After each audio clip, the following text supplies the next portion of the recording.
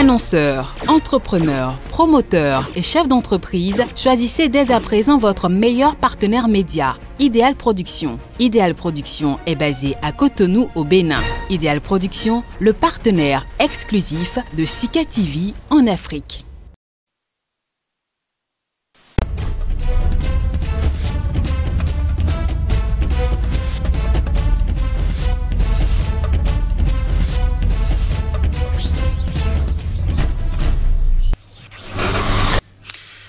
Bonjour à toutes et à tous. Face à la terreur des citoyens, on choisit la fuite pour préserver leur vie. Nous sommes dans la zone dite des trois frontières entre le Niger, le Mali et le Burkina Faso, une zone régulièrement frappée par les groupes djihadistes affiliés à Al-Qaïda ou à l'État islamique. Plus de 10 000 personnes ont fui leur village en 48 heures dans l'ouest du Niger, des chiffres avancés par les Nations Unies et les autorités locales. Au 31 janvier dernier, l'ONU a dévoilé donc des violences ayant déjà contraint 100 000 personnes à fuir leur village dans la région de Tillabéri. Plus de 300 écoles sont fermées et 3 000, ou je dirais même 30 000 personnes sont privées de soins en raison de la fermeture des centres de santé. Les déplacements massifs se poursuivent et certains déplacés choisissent comme destination Niamey, la capitale. D'autres ont le regard tourné vers Mohamed Bazoum, le nouvel homme fort du Niger. Depuis le 2 avril dernier, il a pris les rênes du pays. Son discours d'investiture était axé sur la sécurité du Niger. L'analyse avec nos débatteurs au plateau, nous avons en direct Dr Seydou Kausen Maïga, panafricaniste, coordonnateur mondial, j'allais dire, adjoint du cadre de concertation, cadre d'action Debout Niger Debout. Bonjour à vous, docteur. Bonjour à vous aussi. Merci d'être une fois encore disponible pour faire le débat avec nous.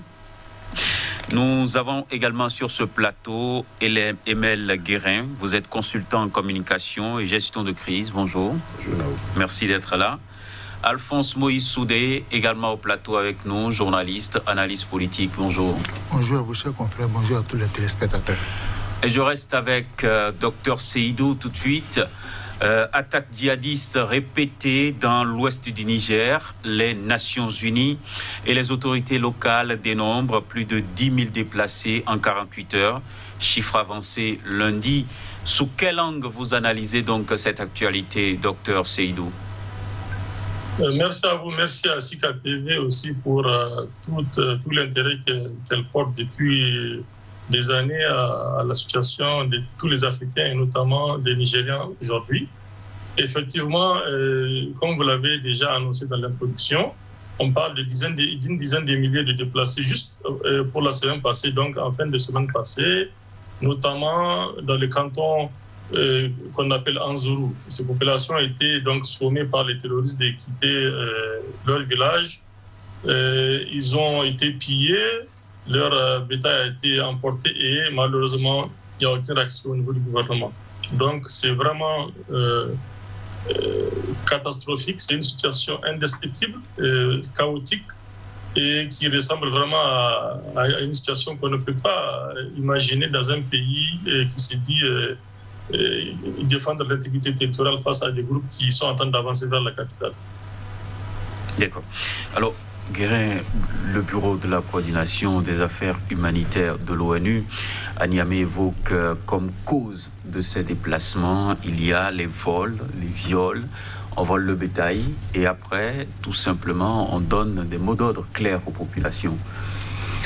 Oui, cause immédiate, il fallait le dire, cause immédiate de ce déplacement massif de la population civile massacrée tous les jours. Cela, vous vous souvenez que de janvier à février dernier, il y a eu près de 222 morts dans cette région de Tillabéri, qui fait frontière, appelée la zone des 3 frontières, donc le Mali, le Niger et le Burkina Faso.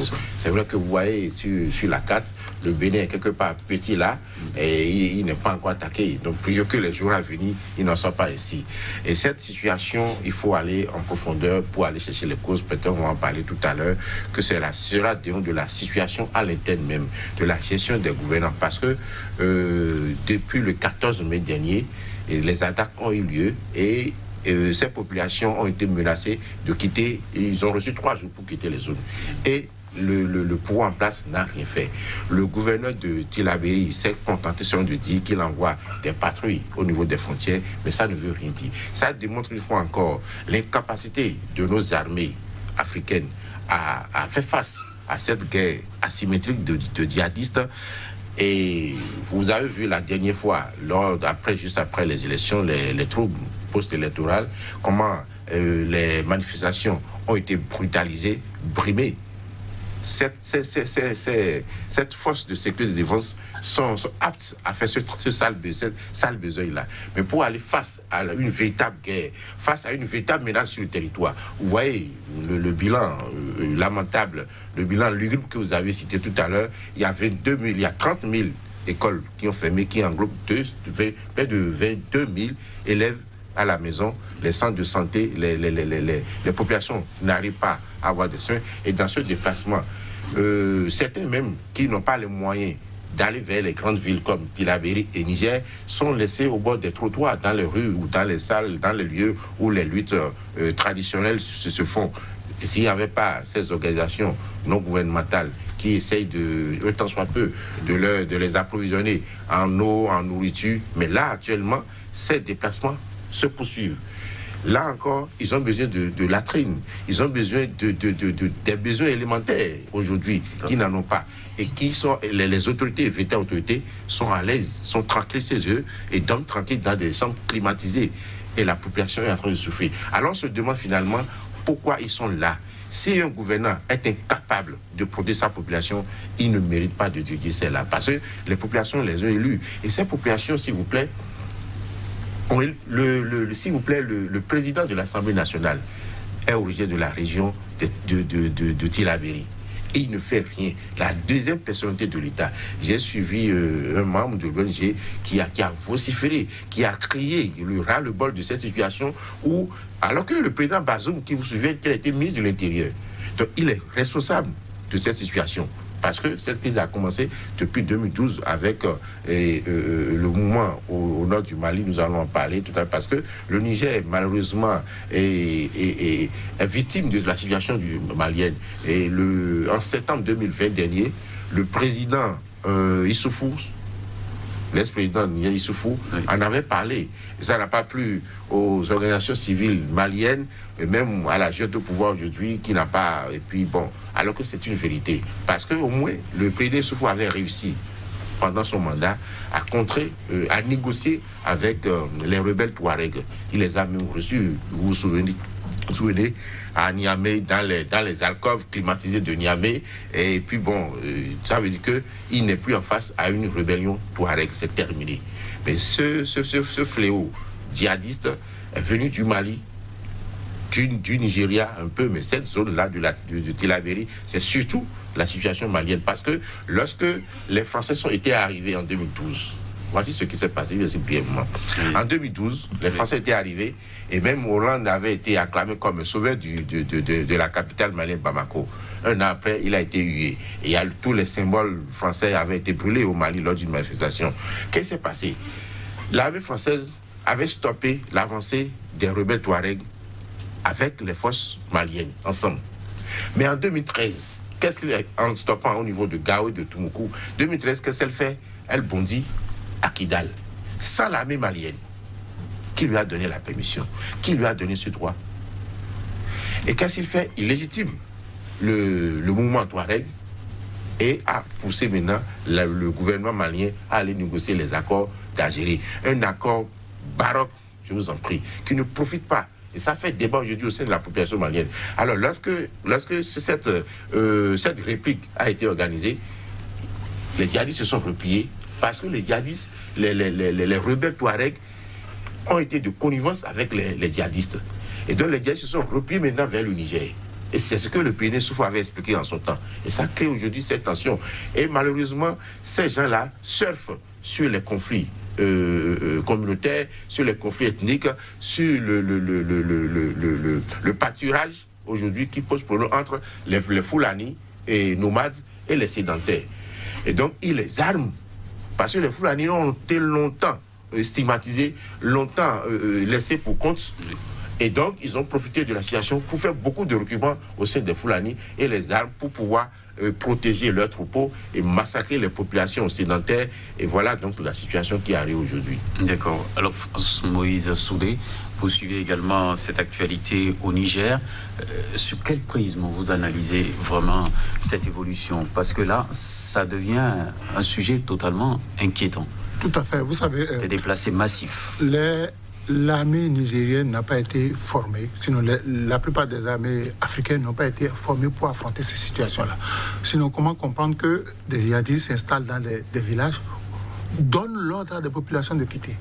On a pillé. Ça veut dire quoi? Que l'État ne prend pas ses responsabilités. Et quand il y a fuite, les gens préfèrent fuir que de mourir. Parce que vous constatez que l'État central qui a la possibilité de préserver l'intégrité territoriale ne s'en occupe pas. Ça veut dire quoi? On demande à chacun d'assumer sa propre sécurité. Parce que les gens reviennent du marché, vous les agressez, vous les dépouillez et vous brûlez leur grenier. Ça veut dire quoi? Qu'on est parti pour affamer la population, peut-être faire naître une autre crise entre la population et l'État central. Et ceux qui n'ont pas les moyens ne peuvent pas. Aujourd'hui, ça pose un problème de gouvernance. Parce que le président Bazoum, au cours de la campagne, a promis aux Nigériens d'assurer leur sécurité. Mais malheureusement, depuis que ça a commencé, on n'a même pas levé le petit doigt. Est-ce qu'on va toujours attendre l'extérieur? Parce que j'ai dit ici la dernière fois, la France ne défend un territoire que quand elle a des intérêts là. Si la France n'a pas des intérêts, si la France n'a pas intérêt à arrêter la progression du mouvement djihadiste, elle ne le fera pas. Donc il revient aux gouvernants africains de prendre leurs responsabilités. Les armées sont formées pour mater les populations qui font des marches pacifiques, mais affronter le djihadisme, non. Et on a dit, depuis le décès de Kadhafi, on aura du mal, parce que les armes circulent. On se demande, mais où est-ce qu'ils trouvent les moyens? Quand on va dépouiller les populations, c'est pour, on prend les vivres, on va nourrir ceux qui ont été recrutés. L'argent capturé chez les autres, c'est pour acheter les armes. Tant que les Africains, les responsables africains ne vont pas mener une synergie d'action. Parce que chacun défend sa parcelle de pouvoir. Le Niger défend son territoire, le Mali défend son territoire, le Tchad défend son territoire. Chacun défend son territoire. Donc, il va falloir que désormais les présidents africains se disent qu'allons-nous faire? Est-ce qu'on va négocier avec les rebelles? Parce que quand vous chassez les gens, ils veulent créer peut-être leur État. Quand vous demandez à des populations de vider leur village et de vous laisser l'espace, c'est que forcément, vous allez faire votre quartier général. Et quand on dit quartier général, j'ai lu que les armes circulent de façon clandestine. Et l'État ne fait rien. Donc, quand on dit qu'en Afrique, les frontières sont poreuses, c'est pas normal. On prétend de cela pour laisser circuler les armes. Les populations fuient. Vous ne prenez pas soin d'eux. Ça veut dire quoi? Que dès que le djihadisme aura envie de recruter, ces populations qui ont été massacrées, qui ont été abandonnées par l'État central, vont se faire enrôler et se retourner contre l'État. Donc c'est une crise qui ne va pas finir de sitôt si les États concernés ne prennent pas leurs responsabilités. Alors, docteur Seydou Maïga, d'autres sources annoncent que ces déplacés choisissent donc d'aller à Niamey, la capitale, pour pouvoir trouver ce qu'il faut pour pouvoir se protéger des djihadistes. Est-ce que les autorités devraient permettre cette évolution-là vers Niamey? Est-ce que c'est gage de sécurité pour ces déplacés? Vous savez, monsieur Honoré, cette situation, vraiment, je vous dis, si vous regardez rien que les images qui circulent, c'est vraiment... c'est pire que ce qu'on peut même décrire. Alors aujourd'hui, regardez ce qui se passe. Les djihadistes viennent, ils somment les populations de quitter sous 3 jours leur village. S'ils reviennent et qu'ils les trouvent, ils vont les égorger, ils disent. Ils disent que même si les balles sont finies, ils vont les égorger comme des animaux. Alors, ils n'ont pas le choix. Ils ont pris ce qu'ils peuvent prendre sur eux, juste quelques habits. Et ils sont partis avec femmes et enfants. Mais il faut savoir une chose, M. Honoré. La constitution nigérienne, en son article 11, dit que la personne humaine est sacrée. L'État a l'obligation de la respecter et de la protéger. Alors, ces populations, dans cette zone, pour ceux qui connaissent la sociologie de la zone de Tillabéri, la majorité des hommes valides sont dans la côte, vers le Bénin, le Togo et le Ghana. C'est une population dont l'exode rural est massif, mais surtout vers la côte ouest-africaine. Il n'y a que des jeunes, des enfants, des femmes et des vieillards qui sont dans les villages. Donc, elles ne peuvent même pas s'organiser ni se défendre. Les seuls qui sont censés les défendre, c'est les forces de sécurité, qui constitutionnellement ont le devoir de le faire. Mais, tout à l'heure, un de mes co-débatteurs l'a dit, M. Bazoum a été le responsable de cette situation parce qu'il a été le ministre de l'Intérieur pendant des années, pendant la décennie passée, et c'est lui qui n'a pas pu gérer cette situation-là. Qui souffre, c'est pire. D'accord? Donc, alors, comme le disait M. Moïse tout à l'heure, Bazoum, pendant la campagne électorale, avait promis la sécurité aux Nigériens. On se rappelle même de son débat avec les étudiants de l'université de Niamey, où il promettait qu'il y aura plus d'Inates. Il n'y aura plus de Chinagoder. Vous savez, Inates, c'est l'une des plus graves attaques contre nos forces de défense et de sécurité. Là, il y a eu presque 200 morts, et Inates, un mois après, en janvier 2020, c'était la même chose. Pas loin de 200 morts aussi militaires. Alors, pourquoi il y a eu cela? Parce que les militaires ont été victimes du détournement de fonds qui sont destinés à leur équipement. Il faut diligenter une enquête. Cette enquête, il y a eu les auteurs qui ont été identifiés, ce sont des acteurs du parti au pouvoir. Ils n'ont pas été sanctionnés ni accusés, ils ont été libérés. Mieux et pire, ils ont même cette dette-là, ce détournement même a été concédé et ils n'ont même pas fait un seul jour en prison. Ces populations se déplacent pour aller vers Tillabéri d'abord. Est-ce que vous savez, M. Honoré, qu'il n'y a aucune autorité officielle qui s'est donné la peine de venir rendre visite à ces populations-là? Il n'y a que la société civile et les personnalités religieuses ou des leaders communautaires qui viennent leur donner de l'eau à boire, rien que de l'eau à boire. Vous voyez la gravité de la chose. On les laisse à eux-mêmes. Vous avez tout à l'heure donné les chiffres des Nations Unies, 100 000 personnes déplacées depuis 2-3 ans. Mais c'est au-delà de cela. 300 écoles, mais là tout de suite. Pour Anzourou, on parle de pas moins de 9 villages qui sont déplacés. 9 972 personnes, donc 10 000 à peu près, qui ont quitté dans le week-end passé. Les écoles, il y a 17 écoles brûlées, qui sont brûlées ou bien détruites par les djihadistes. Et je vous donne les chiffres par rapport au... Parce que le problème, c'est pas ça. Vous allez voir quand je vous donne les chiffres. Vous avez 17 écoles, vous avez 8 CSI fermés ou brûlés, des infirmeries, 3 000 bêtes de bovins emportées, 5 000 petits ruminants qui ont été emportés. Quand les forces de défense nigériennes sont venues, les populations ont montré ces djihadistes qui emportaient à pied, je dis bien à pied, tous ces bétails-là, presque 10 000 têtes. Et il y a juste eu rafale envers eux. Il y avait 4 ou 5 djihadistes qui les conduisaient vers la frontière malienne. Et les militaires n'ont pas voulu suivre ces djihadistes-là. Mais que voulez-vous, quand la population est dépouillée de ses biens, et cette population est majoritairement pastorale, on emporte leur bétail, avec lequel ils se nourrissent. Ils ne peuvent pas rester. Et l'armée, mieux que ça, l'armée n'a pas de position fixe dans ces zones-là. Depuis un an, la stratégie de Issoufou, avant de quitter, c'est de démanteler toutes les compagnies et de faire que des patrouilles. Mais une patrouille, ce n'est pas une sécurité. Il faut des compagnies fixes qui sont appuyées par des patrouilles. Mais il n'y a plus de compagnies fixes. Et d'ailleurs, si vous écoutez ce que le chef de canton de Anzourou a dit, il y a 2 jours, les populations exigent d'abord la mise en place d'une compagnie fixe avant qu'elle ne retourne vers chez elle. Alors, mais le problème, il est où? Quand on voit les djihadistes emporter des dizaines de milliers de bétail, c'est aussi un moyen de financement de ce terrorisme. Parce que ces bétails-là, non seulement ils vont s'en servir pour se nourrir, mais ils vont les amener vers les pays ouest-africains pour les vendre et monnayer ces bétails-là. Il y a 2 mois de cela, M. Honoré, oui, dans la région de Tawa, 167 civils touaregs ont été massacrés. Plus de 50 000 bétails ont été emportés. Vous savez, si vous dites que les djihadistes sont partis en moto, ils ont fui. Mais ils emportent 50 000 animaux. C'est à pied, ils marchent ces animaux avec des individus. On peut les rattraper quand même. Mais aucune patrouille, aucune force, aucune unité militaire n'a engagé de poursuites. On ne peut pas comprendre cela. Dans le Burkina voisin, il y a une semaine, 10 jours maximum, l'armée, la gendarmerie et les unités spéciales de cette armée-là ont mené des actions, des offensives vers les terroristes et ils ont démantelé beaucoup de groupes terroristes. Mais au Niger, tout se passe. L'armée, je vous ai dit la dernière fois, il y a 2 armées au Niger. Il y a l'armée du président Issoufou. Donc aujourd'hui, son remplaçant, c'est lui qui a désigné Bazoum Mohamed.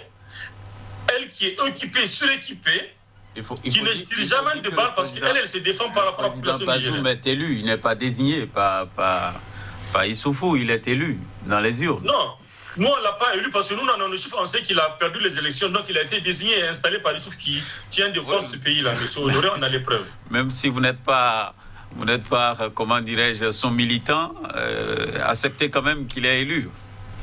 Mais non, on ne peut pas accepter que quelqu'un qui est imposé soit élu. Ça donne ce droit-là parce que nous, on sait qu'il n'a pas été élu. S'il avait été élu, d'ailleurs, vous savez, il est frappé par l'article 47 de la Constitution, il n'est pas un Nigérien d'origine. La preuve, le jour où ces populations, ces 10 000 Nigériens sont déplacés, il est parti à Paris. Il n'a ni envoyé ses ministres de la Défense ni de l'Intérieur pour aller visiter ces populations. Aucune aide. Ils sont dans une arène et dans un stade régional. Ils n'ont aucune aide officielle. Ce sont des volontés individuelles qui sont en train de les apporter de l'eau à boire et de la nourriture pour se nourrir. Ce monsieur à Paris est en train de se pavaner. Ce qui est certain, c'est le chef d'État du pays aujourd'hui, c'est l'homme fort du Niger, élu par les Nigériens, même si vous ne partagez pas donc sa vision ou les conditions de son élection. Il est pourtant élu. Revenons donc sur la préoccupation du jour concernant, bien entendu, ces déplacés. Et je n'ai pas fini, si vous permettez juste de finir ma phrase. Allez-y. J'insiste pour vous dire, c'est pour vous expliquer l'inertie, ce qui explique l'inertie de ce jeu face à ce problème. Et j'aimerais juste corriger quelque chose par rapport à ce que dit mon premier co-débatteur, quand il a comparé les rebelles avec les djihadistes. Au Mali, quand le MNLA est arrivé pour défendre et puis une idéologie sécessionniste, il y avait déjà les djihadistes. Et cela a été depuis 10 ans qu'ils sont arrivés. Donc, c'est une situation très compliquée. Et au Niger, aujourd'hui, nous, on est dans le déni. Les autorités refusent d'accepter qu'il y a des djihadistes dans ce pays-là qui occupent la population. Alors que la population de Tillabéri, elle paye les impôts à ces djihadistes-là. Mieux que ça, M. Honoré, pour vous prouver que c'est bien les djihadistes qui gèrent cette région. Quand vous payez les impôts à quelqu'un, c'est lui qui gère la région. Et derrière, la population était fidèle à la République parce qu'elle refuse de payer la dîme aux djihadistes. C'est pour ça qu'elle préfère s'en aller. Mais si elle préfère rester et payer la dîme, les djihadistes vont les laisser tranquilles. Donc, ils ont fait le choix de la République, mais la République ne les défend pas. Voilà. Emile Guérin, concrètement, quand on voit le déplacement des populations, aller d'abord à Tillabéri et après d'autres qui veulent aller dans la capitale Niamey, est-ce qu'on n'est pas en train de déplacer un problème? Non, ce problème, c'est pas la population n'a pas le choix. La population n'a pas le choix parce que elle a reçu une ultimatum pour quitter en 3 jours. Oui. Qu'est-ce que pouvait faire le docteur Maïga l'a dit tout à l'heure, c'est une population dénudée, une population sans moyens. Vous savez, le Niger, ces dernières années, connaît une démographie élevée et avec près de 23 millions d'habitants. Et vous aviez par femme 6 enfants, surtout dans les villages, c'est important. Donc, ces djihadistes, il a dit tout à l'heure, ils prélèvent des taxes sur les populations. Ça veut dire que l'État a démissionné. Et le premier problème, la première action que l'État devrait faire, c'est de reconnaître que la situation est grave. Ces États n'ont pas encore reconnu, surtout l'État nigérien, que la situation est préoccupante, elle est grave. Alors comment est-ce que vous pouvez compter diriger un pays de près de 1,2 million km², donc c'est vaste. Il en est ainsi pour le Tchad, pour la Libye. Et vous voyez les pays qui entourent. Parce que la zone dont on parle actuellement, c'est une zone à conflit. 100 000 km². Voilà, donc c'est une zone à conflit. Il n'y a que, en parlant du Niger, il n'y a que l'Algérie qui est plus ou moins stable en matière de terrorisme djihadiste. Mais c'est latent. puisque récemment, il y a eu des découvertes d'armes djihadistes en Algérie. Vous avez la Libye, vous avez le Tchad avec ce qui se passe, vous avez le Burkina, le Nigeria, le Mali. Donc c'est très compliqué pour le Niger aujourd'hui avec ce vaste territoire. Or, qu'est-ce que les djihadistes font? Je le redis, ils vont recruter au sein d'une population marginalisée, frustrée en fait. Et ce sont les jeunes désœuvrés, les jeunes qui n'ont pas d'emploi, les jeunes qui n'ont rien à manger et qui ont des ressentiments envers le pouvoir en place. Et plus grave, j'insiste que la situation au Mali a beaucoup influé et fondamentale sur la situation au Niger. Pourquoi? La présence française. Il y a un ressentiment terrible de la population, de ces populations contre les Français. Et vous, si vous suivez bien ces djihadistes-là, de partout le monde entier, sur toute la planète, ont des grèves contre les Français. Vous avez vu le sultan ottoman turc avait lancé même un boycott contre les produits français. L'Iran l'a fait, ainsi de suite. Donc, c'est de façon naturelle, de façon classique, ces gens-là ont des ressentiments contre les Français. Parce que le constat est clair que partout l'armée française passe, ça brûle. Mais ce ne sont pas les Français qui sont massacrés, là. Justement, ils ont des ressentiments contre les Français, mais ce sont des citoyens. Parce que les Français ne sont pas prêts à mourir pour nous. Et quand vous voyez cette situation qui se passe aujourd'hui là, que font alors les forces françaises dans la région? Quand nous voyons plus de 10 000, et jusqu'au 31 janvier, il y a plus de 100 000 déplacés déjà. Que fait l'armée française? Mais rien. Sa présence est inutile aujourd'hui. Est-ce que ce n'est pas excessif de dire que l'armée française... Monsieur Naoum, dites-nous. Ne fait rien. Le Tchad a prouvé que sans la France, elle peut beaucoup faire. Nous sommes d'accord.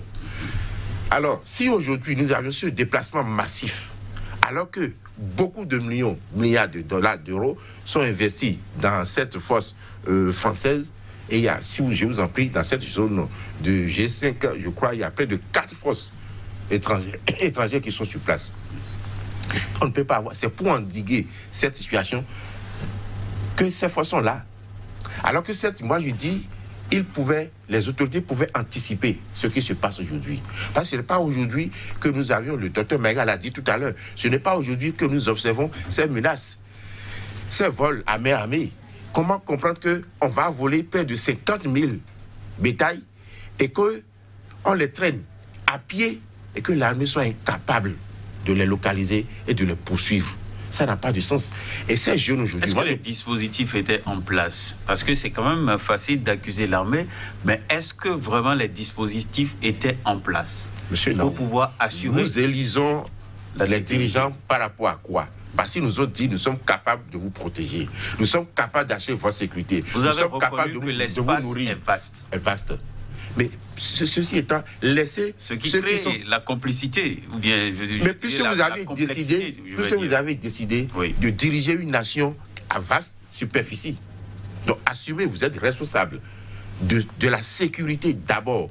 Et je constate malheureusement que les dirigeants africains donnent peu d'importance à la sécurité de leur population. Parce que les autres, ils sont tranquilles. Or, c'est une lutte qui doit être au premier plan même. Parce que si vous n'avez pas la sécurité, tous vos biens vont disparaître. Parce que ces djihadistes-là, quand ils viennent, c'est pour prendre des bétails parce qu'ils vont assurer leur survie aussi. Oui. Et c'est très important. Donc, lorsque vous êtes dirigeant, vous savez derrière la situation sur le terrain, quel est votre programme d'action? Quel est votre programme de gouvernance? Quel programme vous avez mis en place? Donc, moi, je pense, à mon avis, qu'il faut s'attaquer à ces jeunes-là.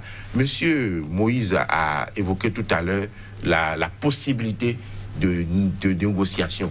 Je pense qu'il faut aller là aussi.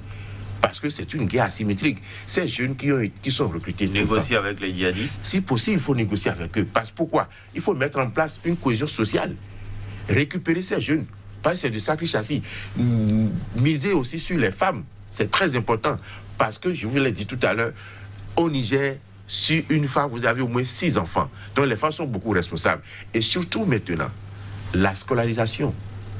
Lorsque des écoles sont fermées, ces jeunes-là vont devenir quoi? Ils vont être nourris, biberonnés aux théories bidons des djihadistes qui leur fait croire que quand vous tuez, vous allez au paradis. C'est de ça qu'il est question. Ça veut dire qu'on leur inculque des théories qui n'ont rien à voir avec le vrai islam en réalité.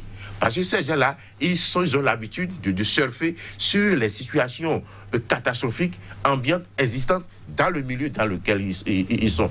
Donc aujourd'hui, il faut voir par rapport à ces jeunes à qui on donne des armes. Ils ne sont pas autant formés, je vous assure. Ils ne sont pas autant formés. Ça veut dire qu'ils sont en face d'une armée incapable, d'une armée qui n'est pas formée, qui n'est pas déterminée en fait.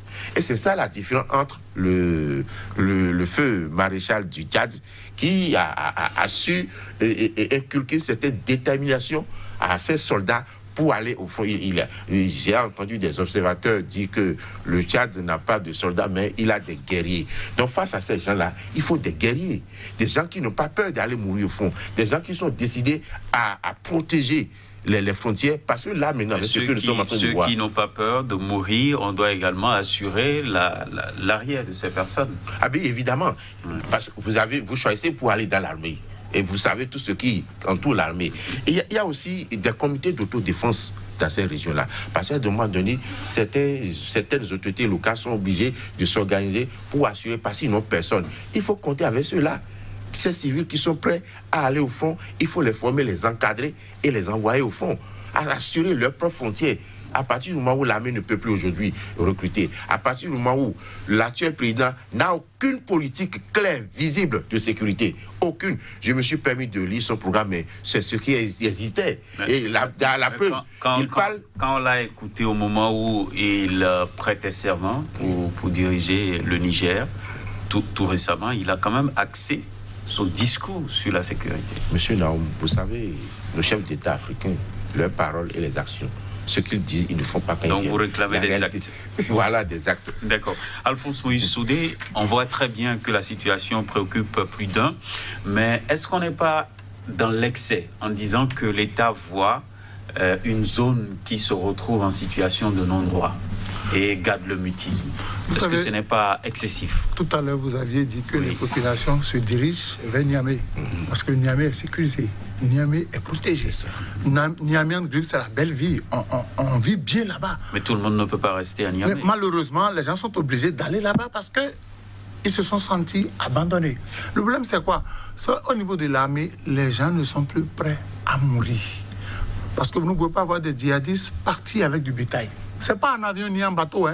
C'est-à-dire qu'on a conduit les troupeaux, mais personne n'a intercepté cela.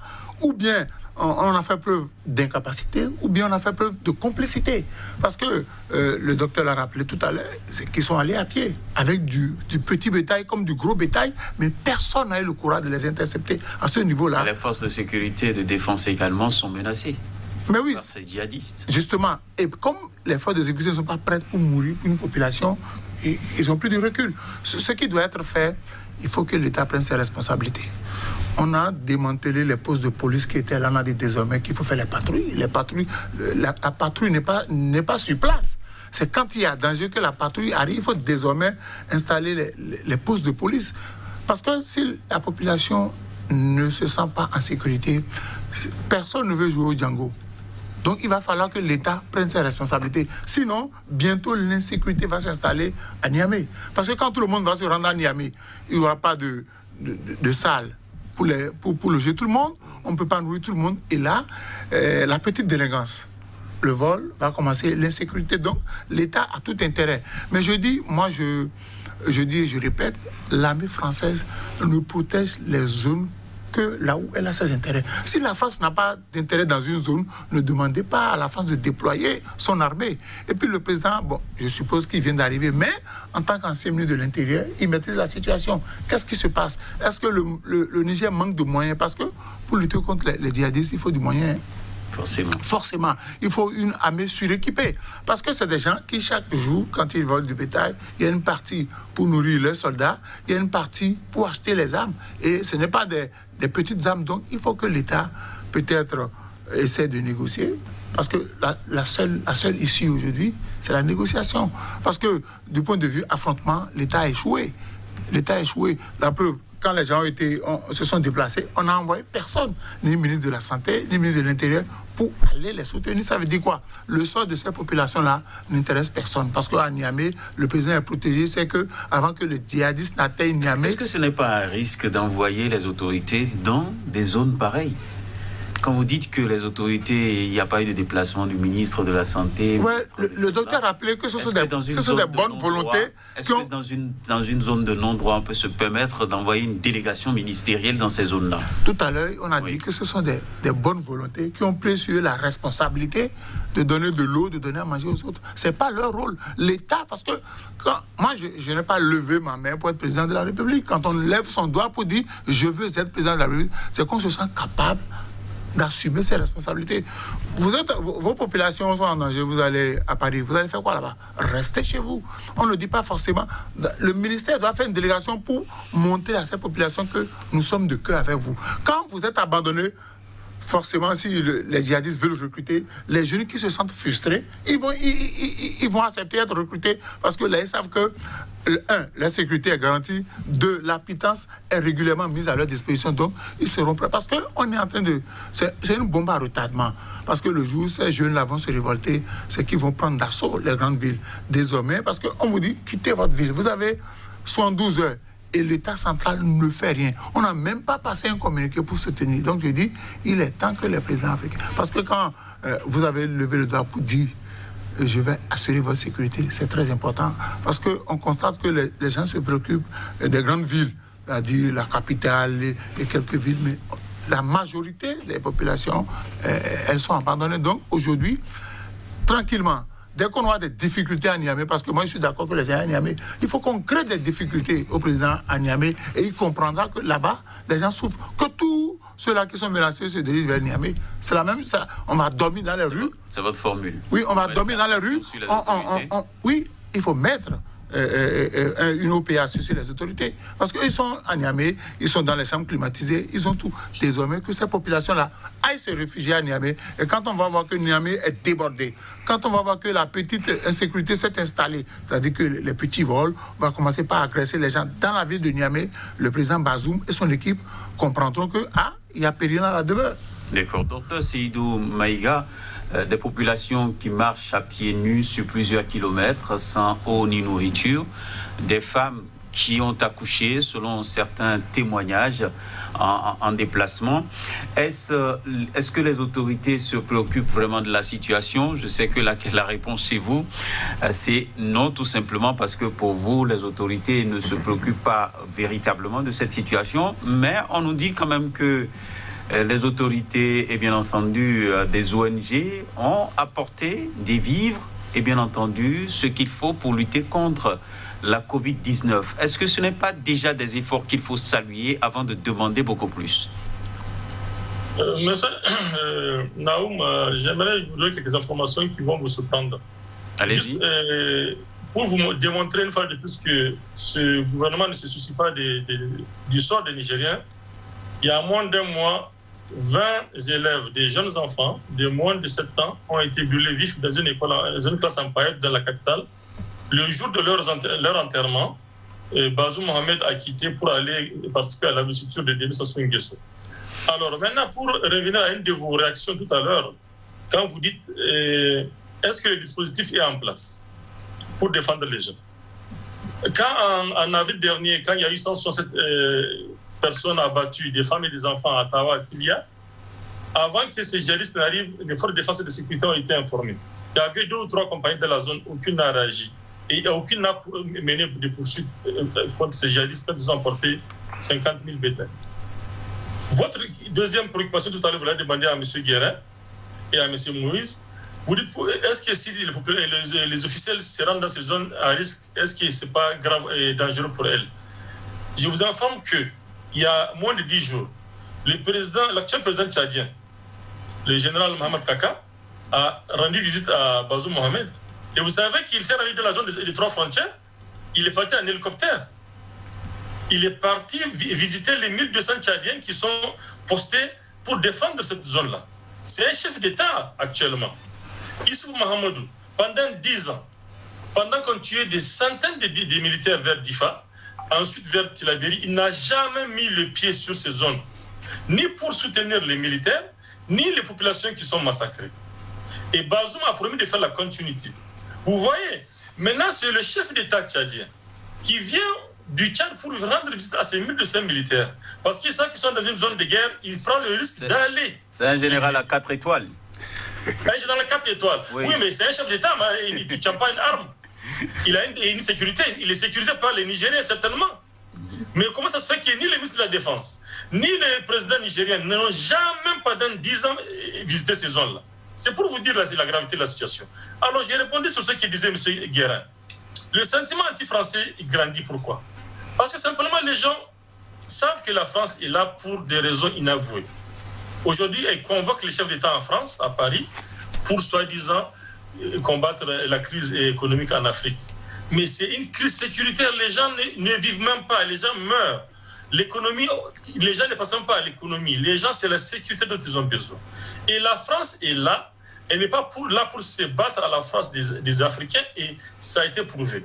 C'est à nos armées de s'organiser avec les moyens de bord pour se défendre. Deuxième chose, M.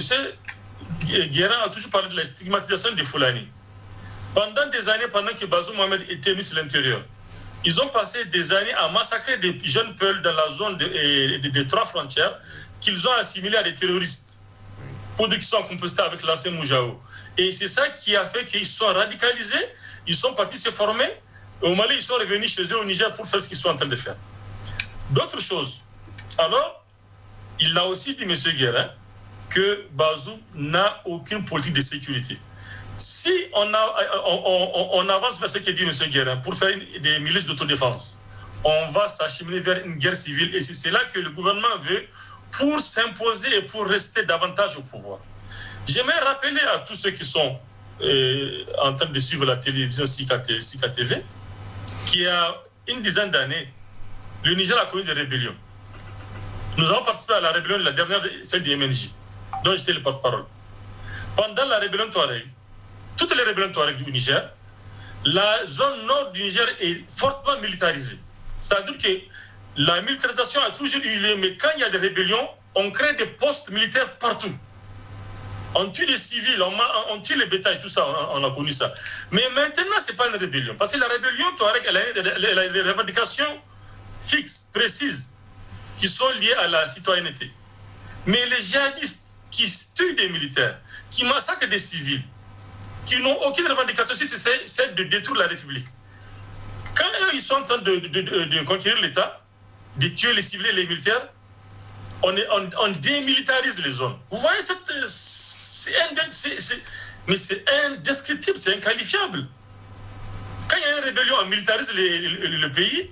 Quand il y a le terrorisme, qui est pire que la rébellion, on démilitarise, on fait des patrouilles. C'est n'importe quoi. C'est vraiment ce qu'a dit M. Guérin.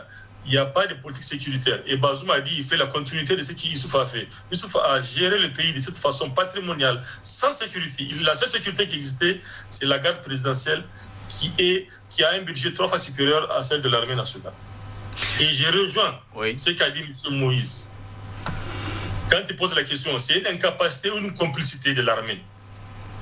Parce que vous savez, en mars dernier, quand il y a eu cette fraude électorale qui a porté Bazoum là où il est, il y a eu les citoyens à Niamey et dans les capitales régionales qui sont sortis pour manifester leur désarroi et leur mécontentement. Vous savez qui s'est interposé entre le parti au pouvoir et les citoyens? L'armée nationale, avec des chars de combat, des véhicules 4x4, des 12-7, des 14-7, des Kalachnikov, 14-5, des chars de combat, je vous dis. Oui. Ils sont sortis pour s'interposer, pour repousser les citoyens nigériens qui sortaient juste avec des cailloux. Et voilà ce que l'armée sait faire maintenant. C'est-à-dire qu'on a démantelé l'armée nationale pour protéger l'intégrité territoriale. On l'a ramené juste pour sécuriser le régime et le parti PNDS qui usurpe le pouvoir et maintenant faire de la répression vers la population. Alors que la Constitution nigérienne, son article 15, dit que nul n'est tenu d'exécuter une ordre manifestement illégale. C'est-à-dire que les militaires ne sont pas obligés d'obéir à ces politiques quand ils voient qu'il y a de l'injustice. On protège seulement les gens qui sont au pouvoir. Maintenant, quand vous dites que les gens viennent à Tillabéri, mais est-ce que ces gens souffrent de la Covid? Mais non, ils n'ont pas besoin de vaccin ou quoi que ce soit. La Covid est partout. Puisque les vaccins qu'on nous envoie sont en train de faire des victimes. La COVID est ils partout. ont faim, ils ont soif, ils n'ont pas d'abri. Ils sont sous le soleil. Au mois d'avril-mai, c'est pas moins de 50 degrés. C'est des femmes qui accouchent au soleil, de la poussière. Monsieur Naoum, la moindre des choses, la décence aurait voulu qu'on leur amène au moins des abris. Regardez, à 20 km de Niamey, il y a un grand camp de réfugiés qui accueille tous les réfugiés d'Afrique qui viennent pour aller vers l'Europe. Il y a même des maisons en matériel définitif qui ont été construites. Mais ces Nigériens chez eux sont devenus des réfugiés et ils n'ont même pas droit à une tente comme celle que les Nations Unies donnent dans le cas du HCR pour les réfugiés. Ces gens sont des réfugiés. Ils sont là de façon durable. Ils ne vont jamais retourner dans leur village parce que les villages sont occupés par les djihadistes. Pourquoi est-ce qu'ils ne sont pas traités humainement? Il n'y a aucune dignité. Ils ont perdu leur dignité, leur honneur. Il n'y a que des femmes et des enfants. Quand la femme et l'enfant ne sont pas protégés, M. Naoum, nous sommes dans quel genre d'humanité? Le Niger, le plus pauvre pays au monde, ou comme l'a dit M. Guérin, le taux de natalité le plus important au monde. La pauvreté, c'est la plus importante au monde.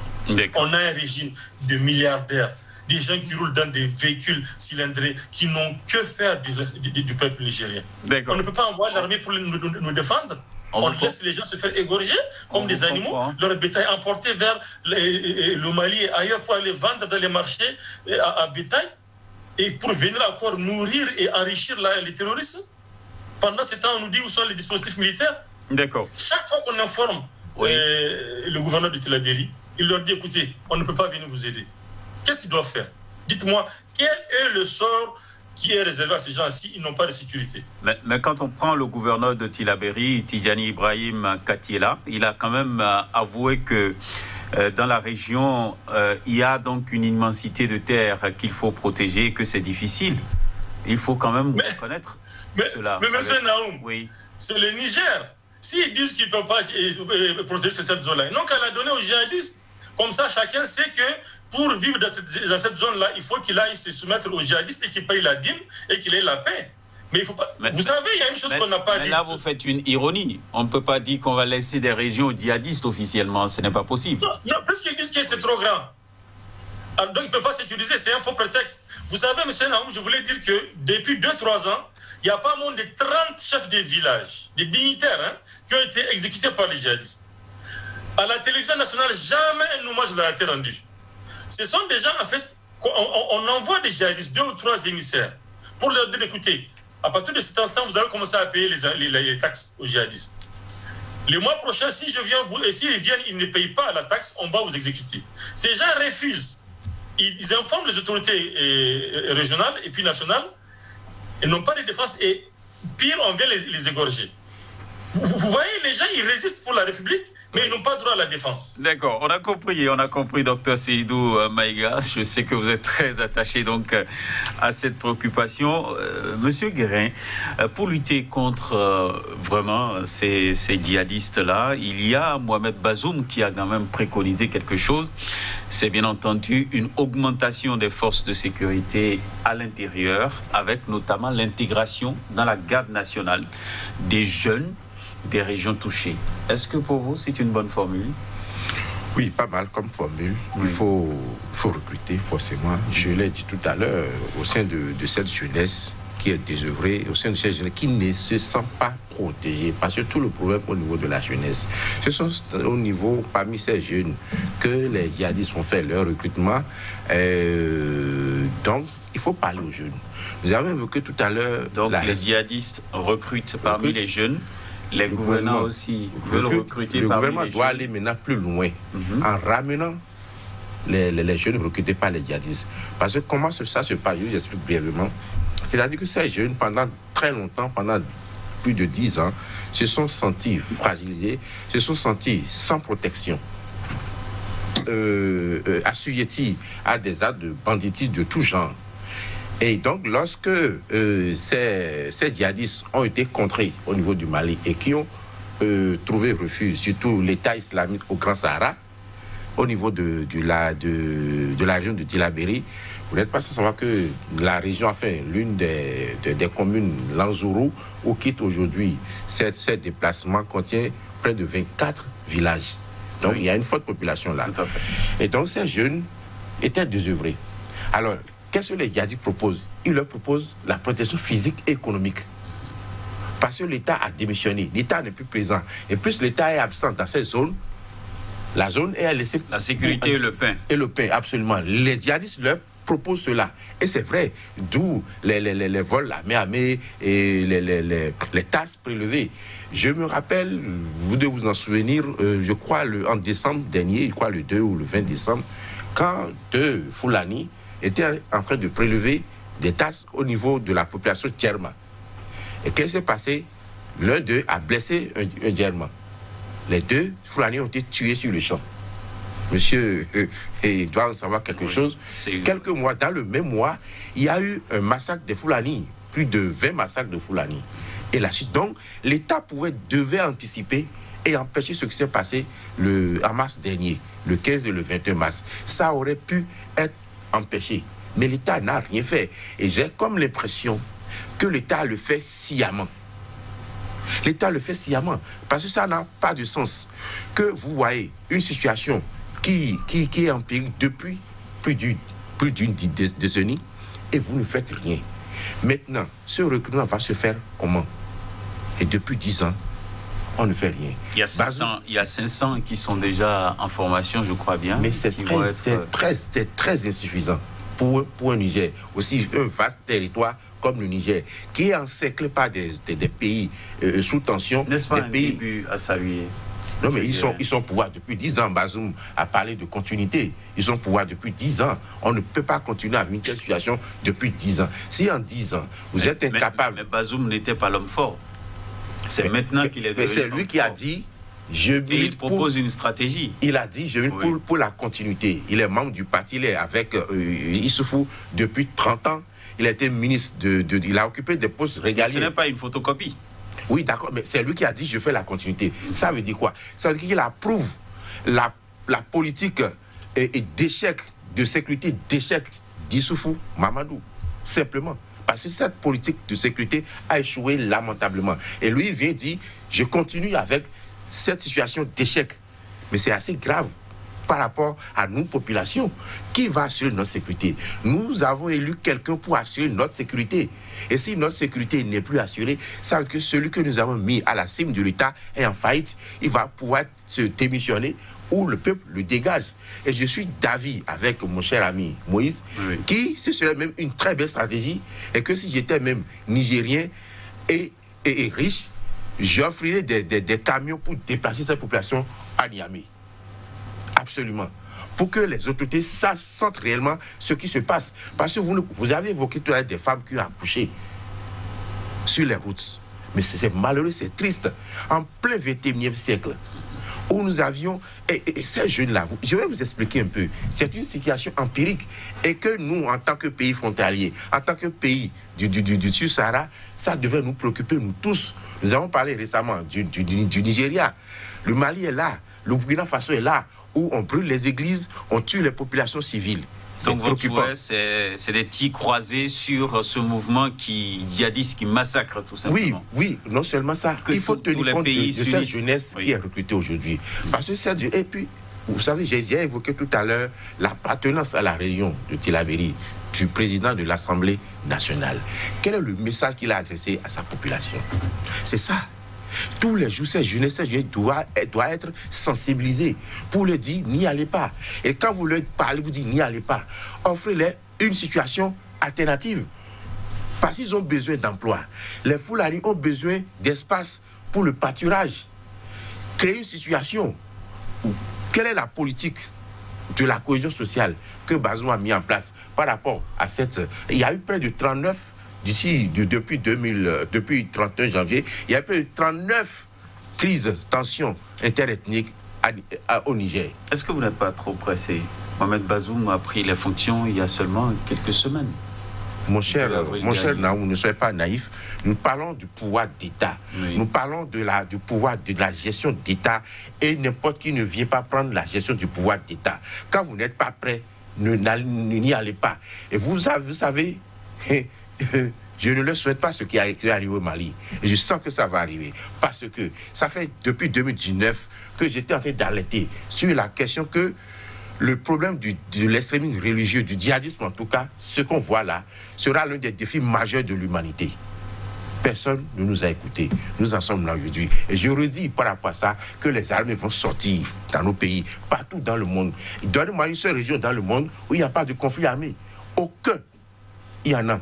Donc, la jeunesse malienne, la jeunesse nigérienne, africaine, si nous sommes en face d'une situation catastrophique où des populations sont laissées pour compte, l'armée sera obligée de prendre ses responsabilités. Alors, et ce n'est pas seulement en Afrique. Vous avez vu en France où plus de 1000 généraux sont sortis pour sonner le tocsin. C'est ça. Bon, voilà. Alors, Alphonse Moïse Soudé, je le disais tantôt, on va recruter, les djihadistes recrutent parmi les jeunes, l'État aussi veut recruter parmi les jeunes. L'objectif ici est que ces jeunes-là apportent bien entendu des renseignements aux militaires, mais aussi que les populations se retrouvent beaucoup plus en zone de confort dans leur région.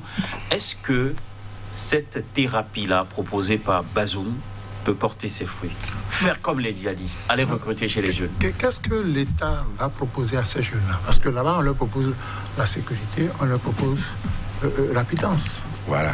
Vous mangez bien. L'État veut les former. Mais l'État veut les former, d'accord. Les utiliser comme des agents de renseignement. Oui, d'accord, mais vu le danger en face, il faut leur proposer quelque chose. Il ne faut pas former les jeunes, aller sur le terrain sans pouvoir leur donner leur garantir une sécurité. Parce qu'il y a la sécurité physique et la sécurité économique. Combien va-t-on payer? Vous savez, là-bas, quand on dit allons dans tel village, dépouillons les populations de leur bétail, ça fait beaucoup de sous.